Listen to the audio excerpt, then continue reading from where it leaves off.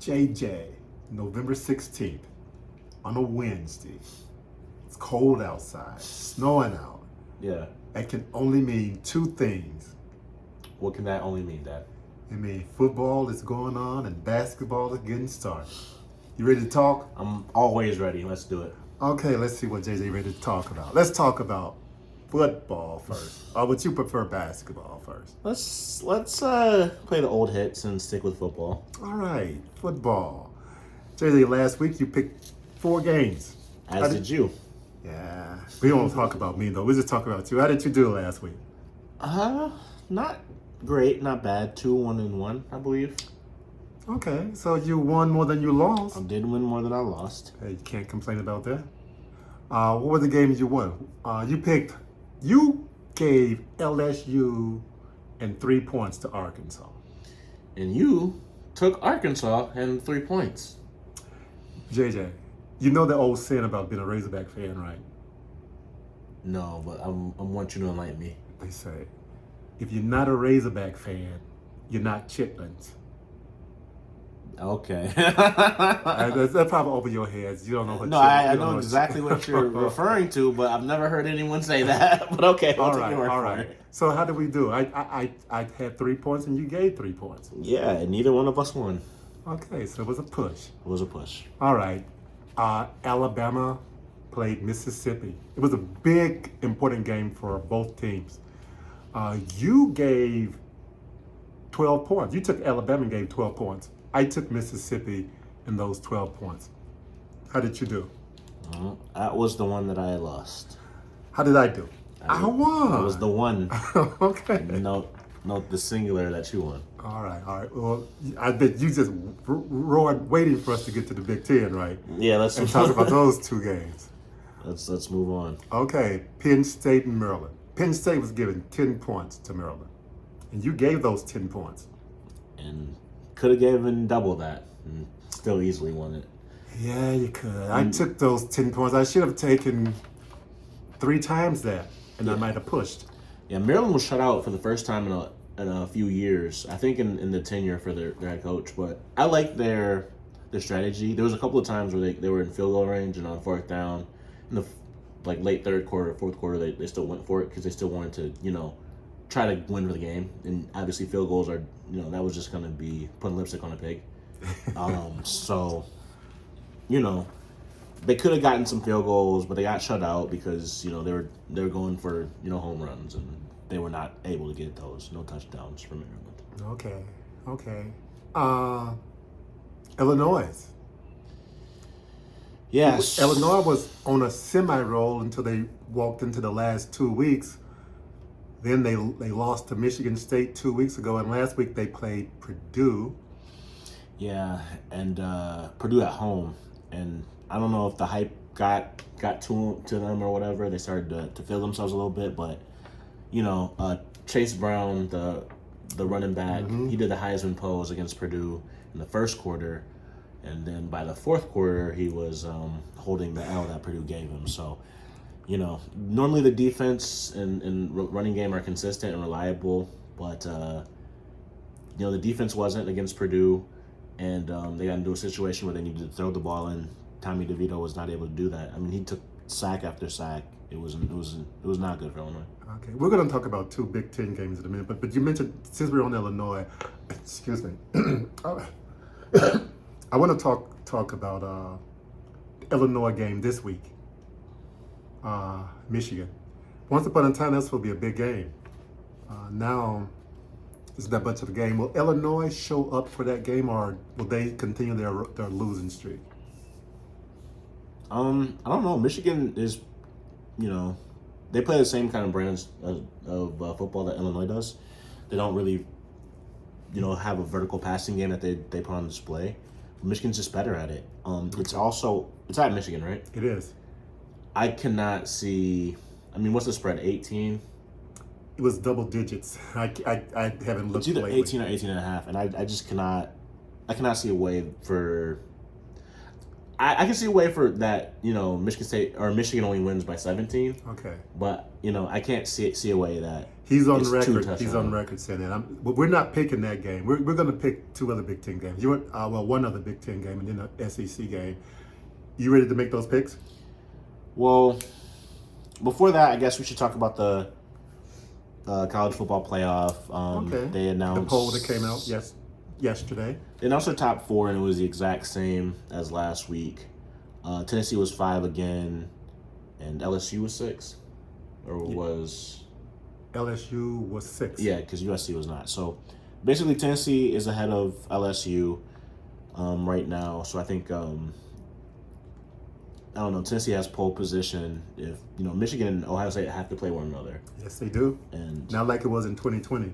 And for the Big Ten's sake, I think they want Ohio State to win because that's the only way they could get 2 teams in. Michigan doesn't have a strong enough schedule, strength of schedule. Who do you want to win? Well, I want Michigan to win as well. Okay. Because for the good of the conference, I want the Ohio State to have a chance. I want two Big Ten teams again. Okay. So just purely for the strength of the conference, I want Michigan to win. There's going to be at least one lost team in the playoff. Yeah. And potentially more. Right now, Tennessee is a huge favorite to be that one lost team, right? Yeah, because they destroyed LSU.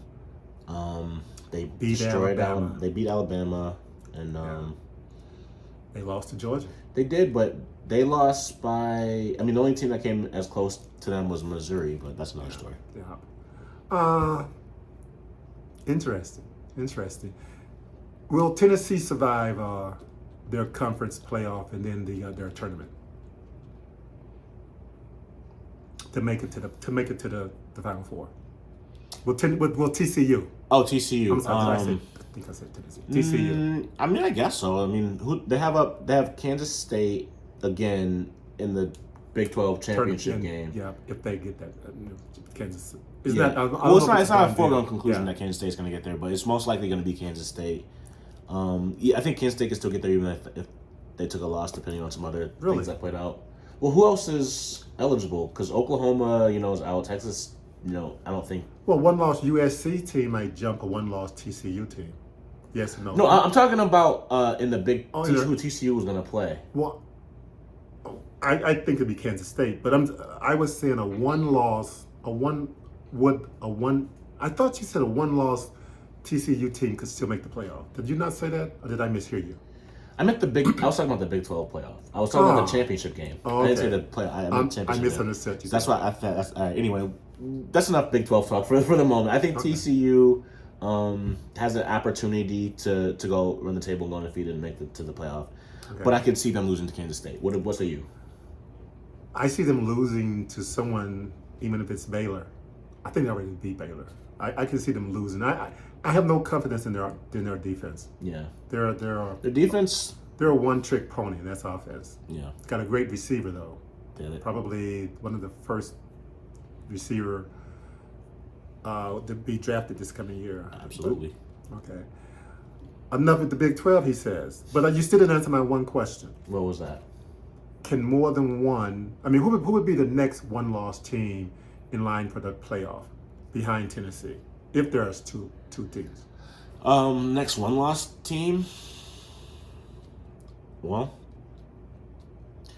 I think whoever the loser between the Michigan and Ohio State. Okay. What about USC? I think even if Michigan lost to Ohio State, they would be ahead of USC. USC has no quality wins on the resume yet. They have opportunities to. Oh, okay. But, the best teams on the resume, they lost to both. In USC, they lost to Utah. Are they one-loss team? They're a one-loss team. So they only lost to Utah? Yeah. Okay. It was a close game to Utah, too. It was a one-point game. One game, yeah. Well, they played UCLA at... they played UCLA and Notre Dame. Okay. Still in their schedule. Okay. Yeah, those are opportunities for quality wins. So I think, if they sustain those wins, they'd have a better chance. But they'd have to have style points. Okay. Well, we know who got the most style points of anyone in the country, and that would be Ohio State, because they like to run up the points. Okay, let's go to the predictions. Okay. This coming week. This week, week 12. Saturday, Iowa is at Minnesota. Minnesota's giving 2.5. Iowa 6-4. Minnesota 7-3. Yeah. How you see that playing out? Well, those are the two teams I think that have the best shot to win the Big Ten West now. Okay. The winner of that game is in the driver's seat, I think. I would, I don't know. I would think I would take Minnesota. Spencer Petras, being the quarterback at Iowa, he's leading a very underwhelming offense. I know they got the win last week, but their offense was anemic. I just don't think that that's sustainable, and I think you're gonna have to go into Minnesota. Mo Ibrahim is running the ball pretty well. Tanner Morgan is, he's throwing it better than Spencer Petras is. So I'm gonna go with Minnesota. I'm gonna go with Minnesota. Who are you gonna take? Minnesota started the year on a roll, and then they ran into some back-to-back losses. They're I gotta go with Minnesota as well, given the 2.5. And like you say, they're probably the two favorites. Illinois has just dropping like a rock. Illinois only has like a 1.6% chance. Yeah, they're just dropping. They'd like have to beat Michigan, and then some other things would have to happen. Either way, though, the Big Ten East playing either of these teams is not going to be a marquee matchup in a championship game. No, they're going to continue their 0 for the Big Ten championship game streak. Whoever wins the Big Ten West, I'm almost certain. Okay. The other game we're going to give our prediction on in the SEC, Mississippi going into Fayetteville playing the Razorbacks. The Razorbacks are 2.5-point underdog in that game at home. 8-2 Mississippi going up against Mississippi with losses to Alabama. And who else did they lose to? Ole Miss, they lost to Alabama, and who's the other SEC team they lost to? LSU. Oh, okay, LSU. LSU. Yeah, because LSU, yeah. It was LSU. Arkansas 5-5, getting 2.5 points against 8-2 team. Last week, Arkansas did not have their starting quarterback, KJ Jefferson, playing. He didn't play in that game. Didn't find that out until the last minute. At least I didn't find it out. How you seeing that game shaking up? You giving the 2.5, or you taking the 2.5? I think with it being 2.5, Vegas must think that KJ Jefferson is going to play in this game. With Arkansas, being 5-5 right now, they need one more win for bowl eligibility. Like, they're going to have to scrap and claw for that. If not this week, then against Missouri. And Missouri might not have anything to play for. I'm going to take Ole Miss to cover the 2.5. I think they're an 8-2 team. They should win by 3 or more. I'm sorry. And Arkansas, they don't. I mean, I know Ole Miss is one-dimensional, and they run the ball, they don't pass the ball. But I still think that they should be successful against Arkansas. It depends on if Arkansas offense is going to show up. The last 2 games, their offense did not show anywhere. They were shut out in the first half. Well, they had a field goal in the first half last week. No, the week before. But they played a really, really poor offensively, and I think they got better talent. We'll see. But obviously, you know who I'm taking. Anytime somebody's going to give me points against Arkansas, America know who I got. Okay. WPS. Woo Pig Suey. Yeah.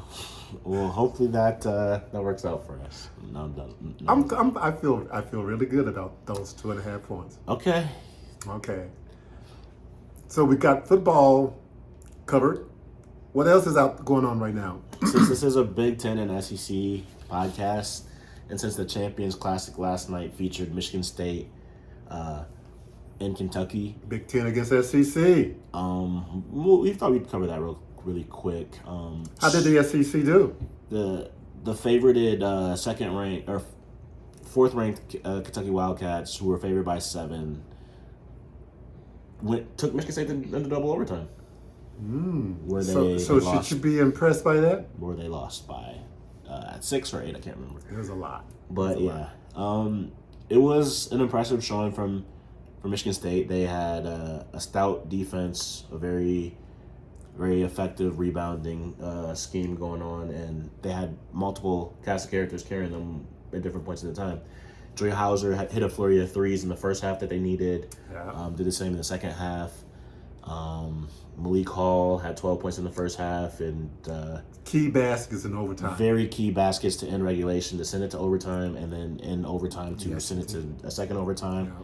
Yeah. Tyson Walker showed up huge in overtime once AJ Hogarth got hurt. So yeah, it was a lot of contributions, and Matty Sissoko had his second straight Impressive showing. career high in points, and impressive showing against an All-American candidate. Drew Timme first in the National Street Play. Well, Jay, I know you saw a lot of Michigan State game in person last year. Yeah. Is this team better than last year's team? I think they're a better cohesive unit than last year's team. I don't think they have as much individual talent. They lost Max Christie. They lost Gabe Brown. They lost Marcus Bingham. They lost a lot of individual players. They lost Julius Marble. But I think they might be stronger in that. I don't think it's addition by subtraction, but they had a lot of talented players and a lot of guys that felt that they needed to display those talents. They had a lot of upperclassmen and seniors and things like that. Hopefully they'll stay healthy this year and continue doing what they're doing. Yeah. Let me ask you this key question about the game last night. Which team had the better coach? Oh, that's not even close. Okay. John Calipari is 1-6 in his last 7 Champions Classics games. Okay.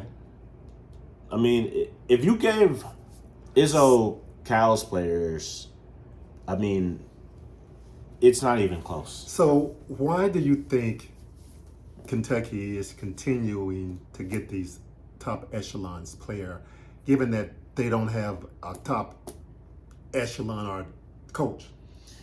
They do have a top echelon coach for what the players want from him.